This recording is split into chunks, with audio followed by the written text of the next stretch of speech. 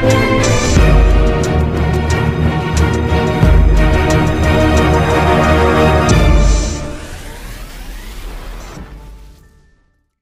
good evening po sa inyong lahat, Batang Maynila Toys. Ngayon po pakinggan po natin yung statement ni Congressman Arnie Teves.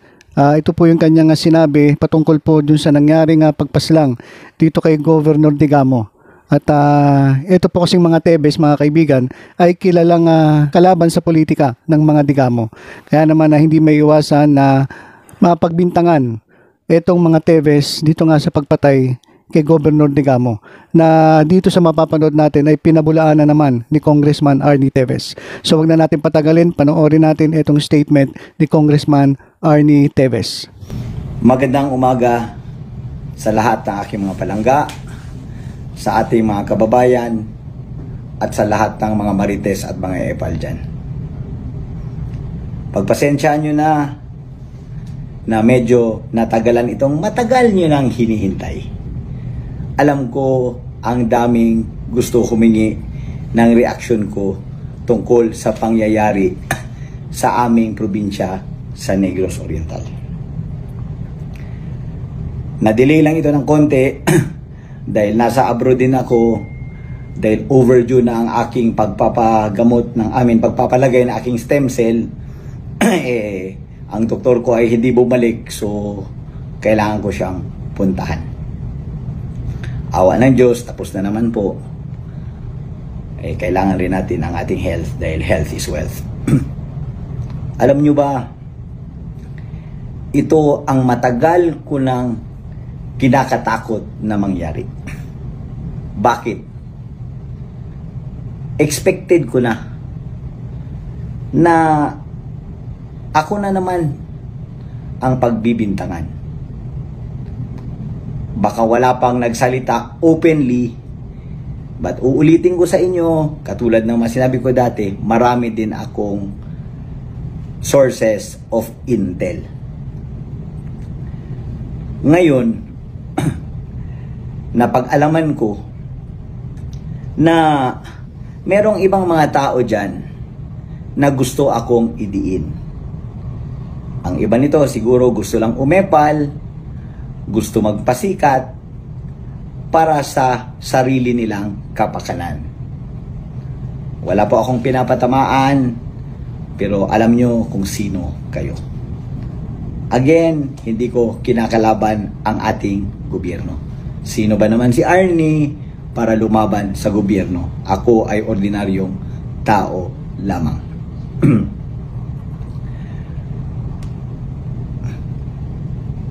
Nakakatakot ang mga ganitong pangyayari. Bago pa yon, ito muna. Napag-alaman ko kasi sa aking intel na gusto talaga ako idiin ng isa dyan. Nagkamali siya ng salita dahil hindi niya alam na marami akong kakilala. Alam mo kung sino ka. Huwag niyo naman sana akong gawin na isang instrumento para sa inyong pagsikat. Ang ganitong pangyayari ay hindi kanais-nais at hindi maganda para sa progreso ng aking distrito at ng aming probinsya. Isa pa, kung may balak man ako o may kakayahan na gawin ito, tandaan nyo, kung may balak man ako o may kakayahan na gawin ito, di sana ginawa ko na to bago pa mag-eleksyon. Anong motibo kung ngayon gagawin? Di ba? Hindi rin magiging benepisyaryo ako at ang kapatid ko. Dahil kung mawala ang gobernador, ang uupo naman ang vice governor. Hindi naman ang kapatid ko na talagang nanalo ng eleksyon, pero hindi ko alam anong magic na nangyari na pinababa sa pwesto ang aking kapatid. Again, sa lahat ng krimen, ang unang hinahanap ng investigador at pulisya ay motibo. Kung sino yung pinaka may balak at magkakaroon ng benepisyo sa pangyayari. Sa totoo lang, wala kaming makukuhang benepisyo dito sa pangyayaring ito. Nakakatakot ang ganitong mga pangyayari. Kaya ako nananawagan sa ating magaling at mabait na presidente, Sir Mr. President BBM, umaapila ako, pakisabihan yung tao nyo na ipabalik na ang aking lisensya ng mga baril para naman sa aking proteksyon at proteksyon ng aking pamilya. There was a time na kasabay nung tinanggalan ako ng lisensya ng baril, tinanggalan pa ako ng bodyguard. Kailan lang nalaman ko na naman na may order na naman na mag-search warrant sa lahat ng may unlicensed firearms. Pagbalik ko, agad-agad isusurrender ko na ang aking mga baril. Partial lang yung unang na-surrender. Dahil nung nangyari yon, wala ako sa probinsya. At hindi mabigay nung aking inutusan ang iba ko pang mga baril. Isusurrender ko po lahat yon ayon sa batas dahil walang taong above the law. Nung sinurrender ko nga yung una kong mga baril, sa totoo lang, wala pang sulat galing sa FEO na kailangan ko nang isurrender. Walang due process.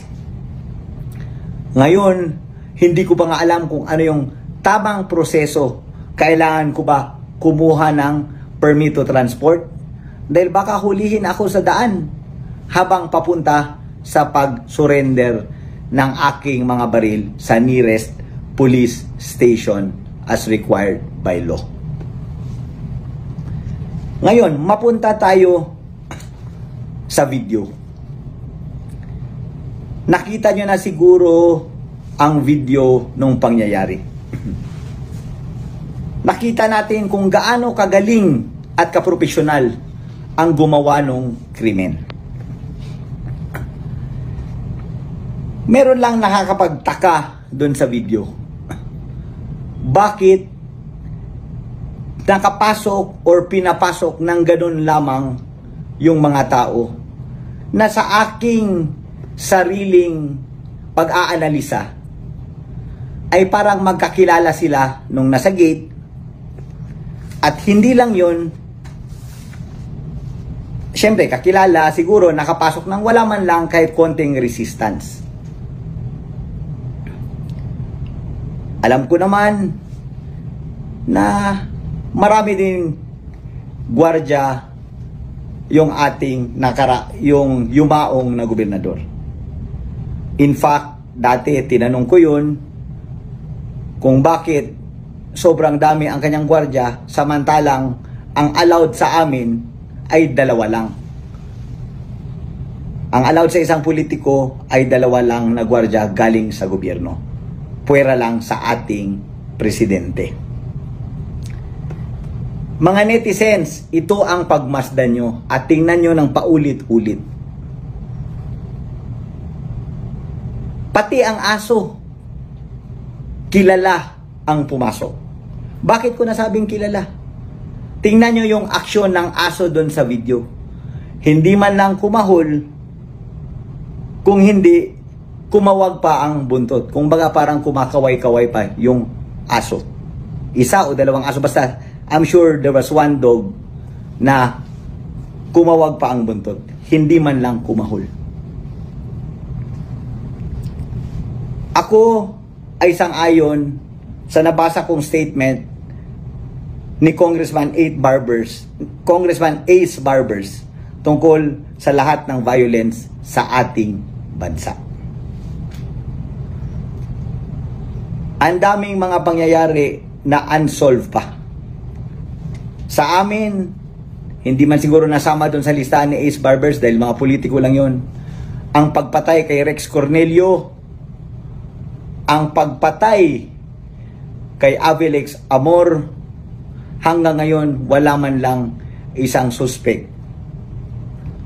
Gamit pa noon kotse, ang isang kotse noon na nakuha sa video, kotse ng provincial government ng Negros Oriental. Ngayon,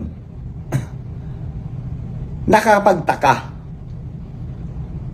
kung bakit ang ibang kaso napakatagal-tagal ang usad. Sabay ito, pagkabilis-bilis na kaagad may mga nahuli daw na mga suspect. Hindi ako nagdidepensa o nagsasabi na hindi ito yung mga suspect, pero sa akin lang, parang sobrang gigaling naman, sobrang bilis. Sabay, pag ibang tao, sobrang tagal. Bakit ganon? At sa galing nung nakita ko sa video, hindi ako maniniwala na ganon-ganon lang kabilis mahuli yung ganong klaseng mga tao. Hayop sa galing. Parang pangsining. Hindi ako maniniwala na ordinaryong mga sibilyan yun sa nakita natin na galaw nila. Alam nyo, itong sinasabi ko ay hindi kwento ko lamang, kung hindi base lang sa video na nakita ko. Again, nananawagan ako sa ating mahal na presidente. Kailangan ko po ng proteksyon ng aking buhay. Kailangan namin ng kapayapaan sa aming probinsya. At kailangan namin ng tulong para masulba ang lahat ng krimen sa buong bansa. Again,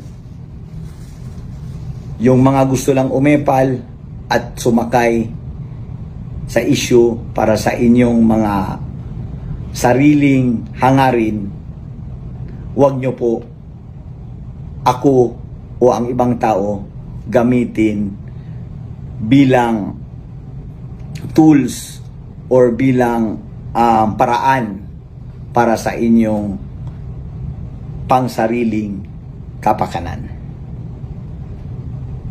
Ito po, si Kuya Arnie, nakikiramay sa pamilya ng namatayan dahil masakit mamatayan ng kapamilya.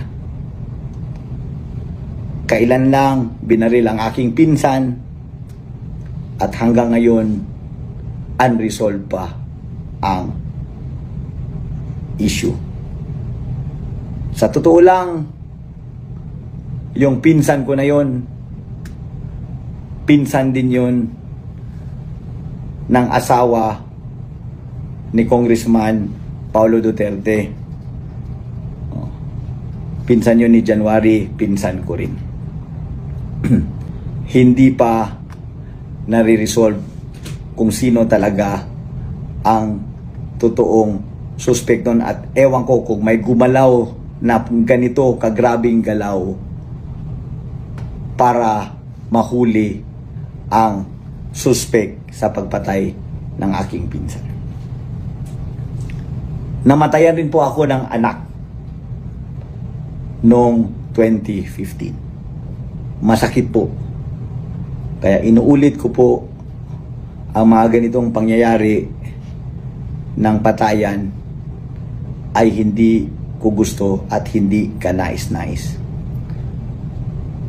Alam nyo ba, gusto kong mabalik ang politika sa probinsya ng Negros Oriental na katulad dati sa panahon ng aking Lolo Lawrence, Senator Lolo Lawrence, at Governor at Congressman Herminio Tevez.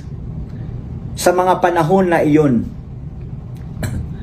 ang mga katunggali namin sa politika nakikita ko sa bahay namin tuwing fiesta November 25 at tuwing birthday ng lolo ko April 25 at tuwing birthday ng lola ko na May 14. Lahat ng eleksyon nasa buwan ng Mayo. Pero kahit sa mga taon ng eleksyon, ang aming mga katunggali noon, ang pamilya nila Macias, pamilya nila Perdices, pamilya nila Arnaiz, magkatunggali man kami sa politika, pero sa lahat ng party sa aming bahay, sa bahay ng lolo ko, ang tinatawag namin na big house, nakikita ko ang aming mga katunggali sa politika. Sana maibalik natin ang politika na ganun.